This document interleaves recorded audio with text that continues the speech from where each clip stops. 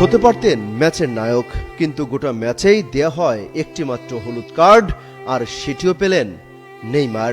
Match শেষের অতিরিক্ত 10 মিনিটের সময় পেনাল্টি থেকে গোল করলেন ঠিকই, কিন্তু দলকে আর টেনে তুলতে পারলেন না। শেষ বাঁশি বাজার সাথে সাথে বাজলো সেলেসাওদের বিদায়ের সুর।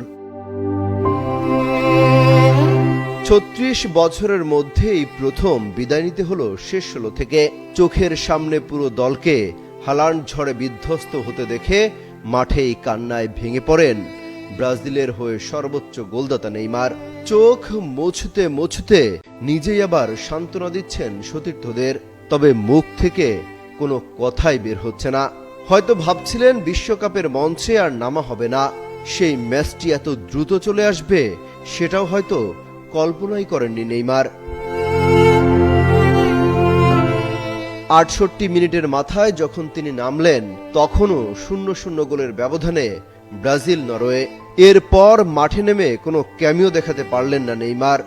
বিশ্বের কোটি কোটি ভক্তের আক্ষেপ, শোকেসে সাজিয়ে রাখার জন্যই কি নেইমারকে দলে রাখা হয়েছিল?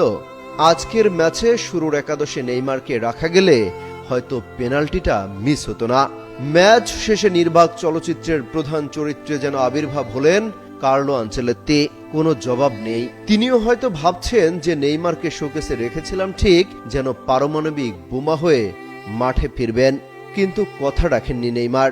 তিনি জ্বলে ওঠার বিন্দুমাত্র চেষ্টাটুকু করলেন না। ফলে বিদায় ব্রাজিল, বিদায় 5 বারের বিশ্ব চ্যাম্পিয়নরা।